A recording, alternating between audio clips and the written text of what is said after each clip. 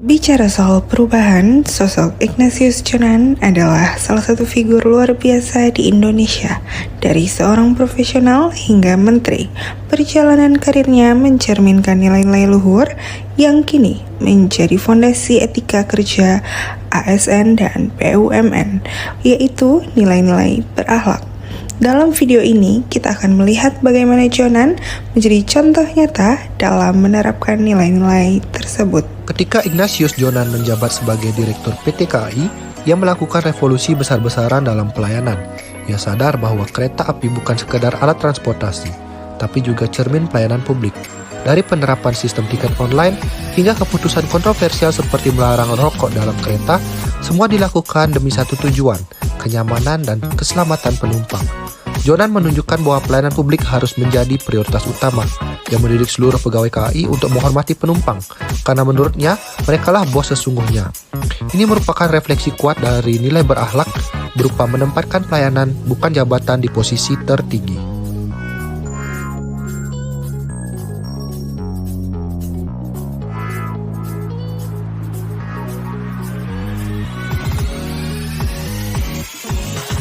Akuntabel.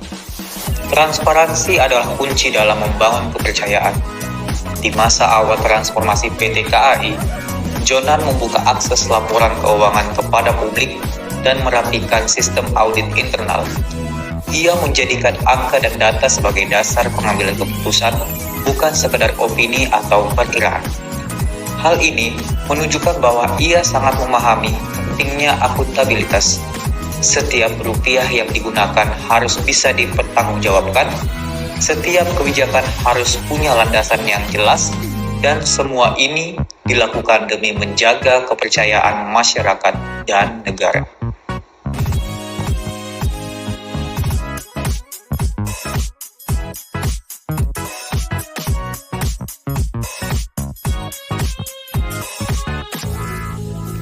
Kompeten. Meski berlatar belakang keuangan, Jonan tidak ragu untuk menyelami dunia teknik perkeretaapian. Ia belajar soal logistik, sistem operasional, dan bahkan regulasi transportasi. Ketika ia menjabat sebagai Menteri Perhubungan dan kemudian Menteri SDM, ia kembali membuktikan kemampuannya beradaptasi dan cepat menguasai isu-isu yang sangat teknis dan kompleks. Nilai kompeten tidak hanya diukur dari gelar atau pengalaman, tapi dari kemampuan untuk terus belajar, dan Jonan adalah sosok yang tidak pernah berhenti belajar.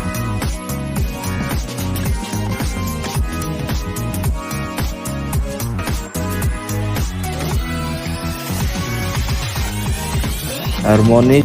Salah satu kekuatan Jonan adalah kemampuannya melibatkan banyak pihak dalam perubahan. Ia tidak hanya bekerja dengan para manajer atau pimpinan. Ia juga berdiskusi dengan operator kereta, teknisi, petugas kebersihan, bahkan komunitas penumpang. Semua dilibatkan dalam proses perbaikan layanan. Inilah bentuk nyata dari sikap harmonis dan kolaboratif. Ia percaya bahwa perubahan besar hanya bisa dicapai ketika semua pihak bergerak bersama. Tidak ada yang terlalu kecil untuk didengar, tidak ada yang terlalu tinggi untuk diajak bekerja sama.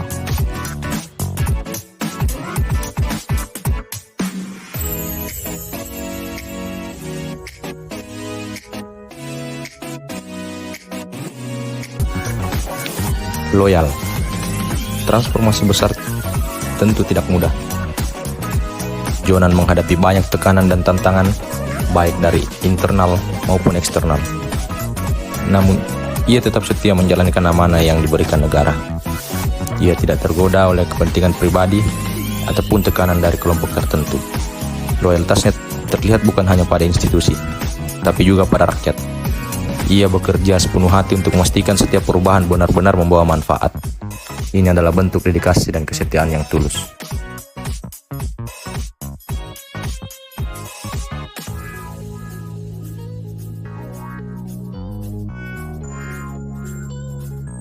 Adaptif. Jonan adalah bukti bahwa adaptasi bukan hanya soal kemampuan teknologi, tapi juga soal mental. Ia berpindah dari dunia keuangan ke transportasi, lalu ke energi, dan di setiap bidang itu ia mampu melakukan gebrakan. Ia juga mendorong digitalisasi sistem KAI seperti tiket elektronik dan pengawas berbasis teknologi. Ketika dunia berubah, Jonan tidak menolak, tapi justru menyesuaikan diri dengan cepat.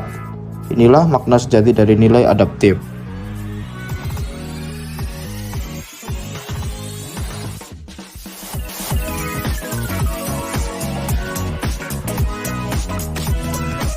Kolaboratif.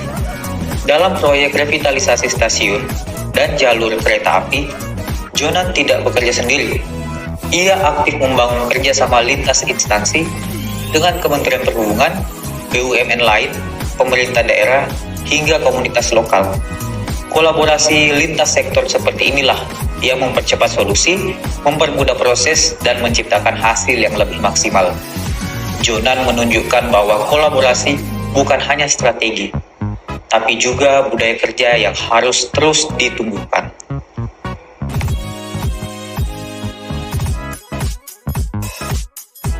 Ignatius Jonan membuktikan bahwa jabatan adalah amanah. Dengan menerapkan nilai berakhlak dalam setiap tindakannya, ia menjadi teladan nyata bagaimana seorang ASN dan pemimpin seharusnya bekerja, melayani bukan dilayani.